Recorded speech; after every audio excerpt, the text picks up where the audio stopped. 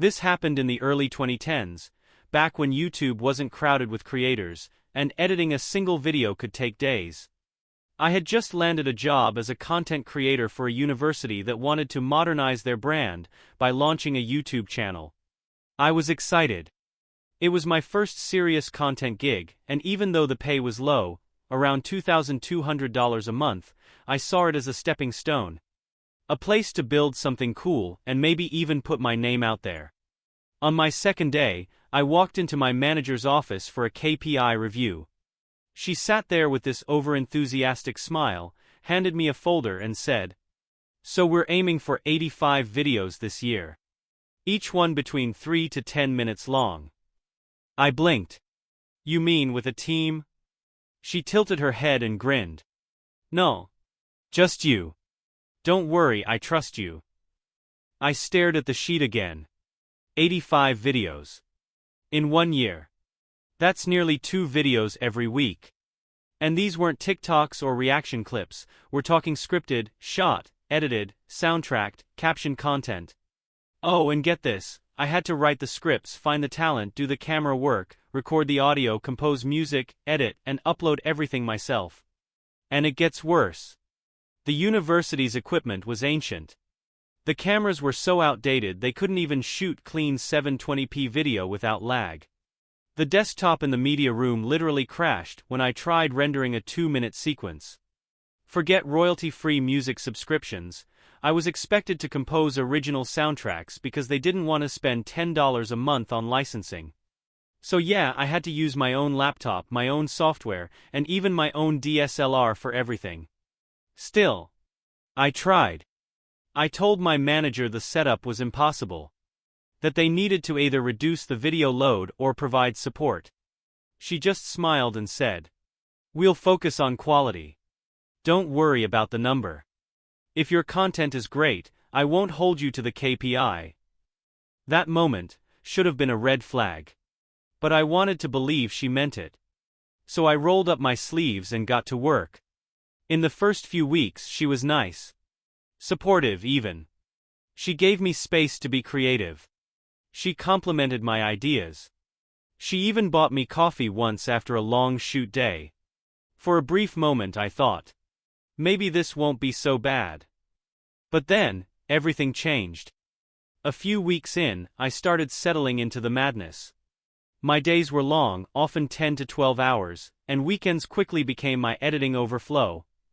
I was shooting interviews, building graphics, even sneaking into quiet lecture halls to record clean audio when the media room mics wouldn't cut it.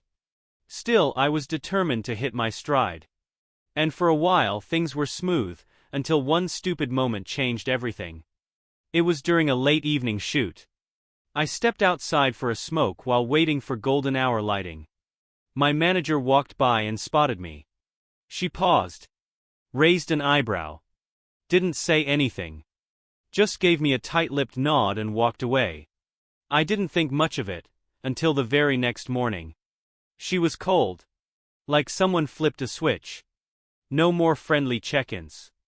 No more casual chats about content ideas. It was all clipped commands and passive-aggressive emails. Things like, "Please use breaks more efficiently." "Note the strong smell of smoke during yesterday's meeting." "Be reachable at all times, even during lunch." It was ridiculous.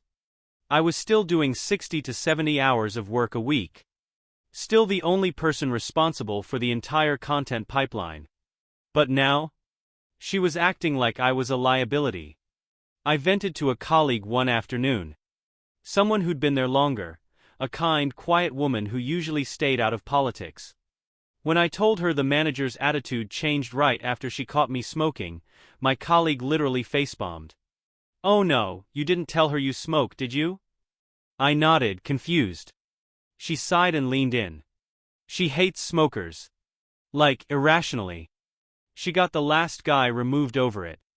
She thinks it's unprofessional and uses it as an excuse to start digging. And dig she did. Suddenly I was being reprimanded for being 5 to 10 minutes late in the morning, even though I regularly worked unpaid overtime into the night.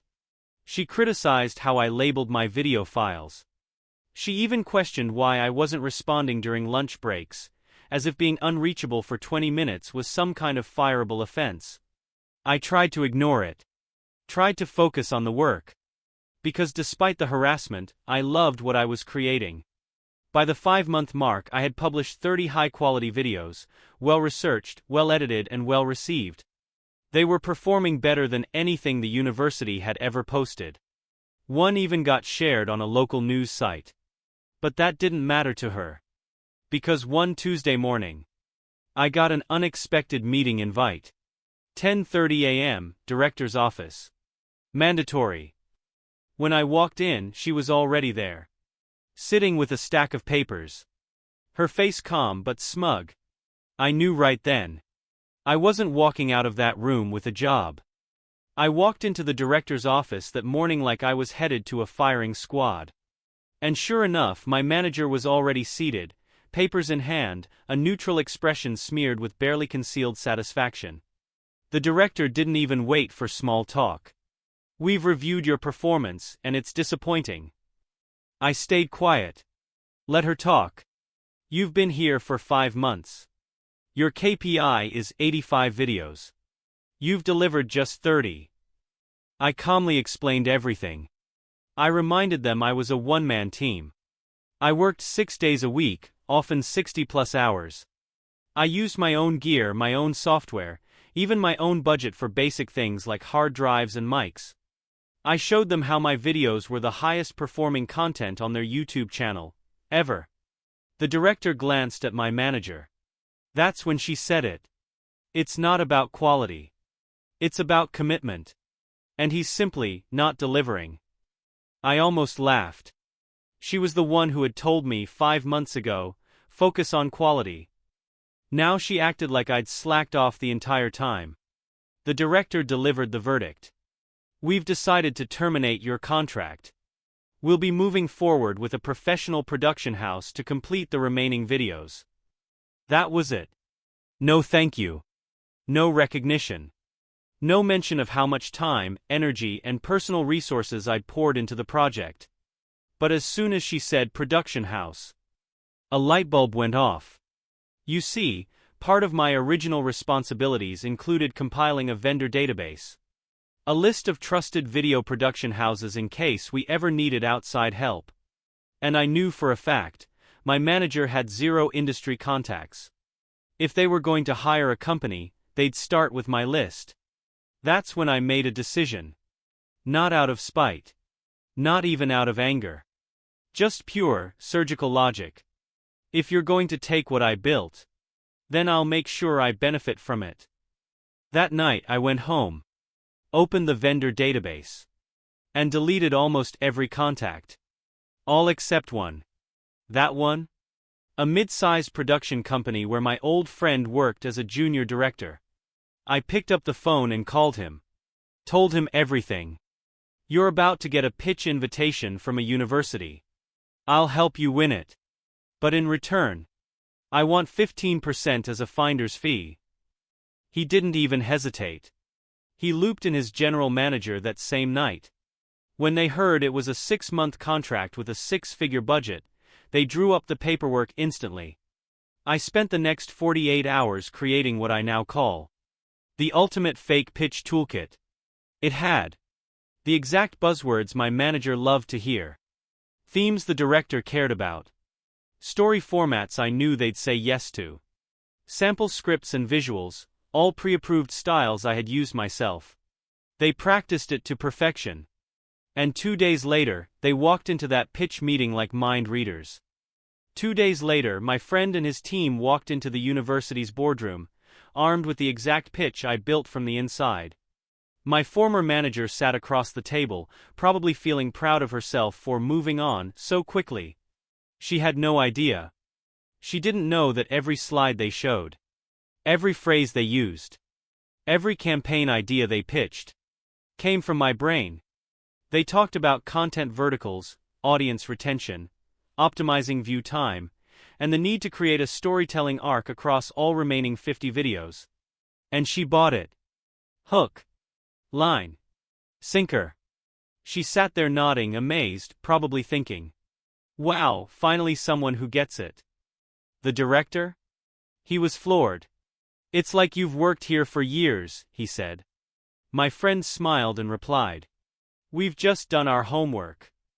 By the end of the meeting, they were signed on the spot. No second pitch. No price negotiation.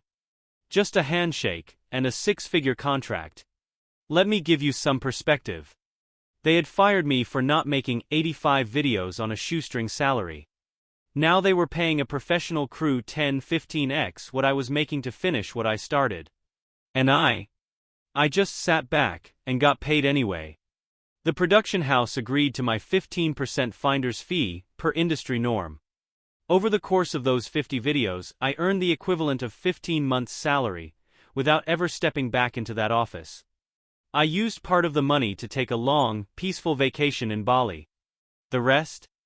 I enrolled in a respected international film school, something I had only dreamed of affording. For a while, I thought that was the end. The revenge had been served, quietly, professionally, with no trace back to me. But life wasn't done yet. One day, while I was relaxing by the beach, I got a call from a familiar number. It was the same colleague who had once facebombed when I told her the manager found out I smoked. And the first thing she said? You're going to want to sit down for this. I was halfway through my Bali trip, calm ocean breeze, fruity drink in hand, thinking I had already won. Then my phone buzzed. It was her, the colleague who warned me about my manager months ago. I answered casually. Hey, what's up? She didn't waste time. She's gone, she said. I blinked. What? Your ex-manager. She got fired last week. I sat up straight in my beach chair. Wait, what happened? And what she told me next was the cherry on top of a perfectly layered revenge cake. Turns out, the production house I brought in, the one being paid a small fortune to finish my videos, had been doing a phenomenal job. They hit deadlines. Their quality was flawless. In 4 months they had wrapped up all 50 videos. But there was a problem. The budget. When the chancellor finally saw the numbers, he lost it. Because the content creation project I was originally hired for? It was only budgeted for about 18 months of my salary. They had spent 10x that. And here's the kicker. My former manager had approved every invoice without upper admin clearance, desperate to complete the project before the director started asking questions. She wanted to prove she didn't need me. She wanted to rush the project through and act like it had all gone according to her master plan. But she overplayed her hand. She approved a 6-figure deal without formal oversight, just to cover up the mess she made by firing the only person who actually knew what they were doing. The chancellor wasn't impressed. She was fired on the spot. No ceremony. No thank you. No letter of recommendation. But the fallout didn't stop there. The director, the one who signed off on my termination, got absolutely grilled by the chancellor for negligence and financial mismanagement. She didn't get fired yet, but word was she had been quietly demoted and placed on financial oversight probation. Basically, no more power. No more autonomy. She was just a figurehead now. Meanwhile, I was across the world, watching sunsets, studying film, sipping iced tea. Paid. Free. Unbothered. And the best part? I never raised my voice. I never begged for my job. I didn't scream. I didn't rant. I just gave them exactly what they asked for. And let it collapse on its own. Sometimes revenge doesn't need fire. It just needs patience and a little inside knowledge.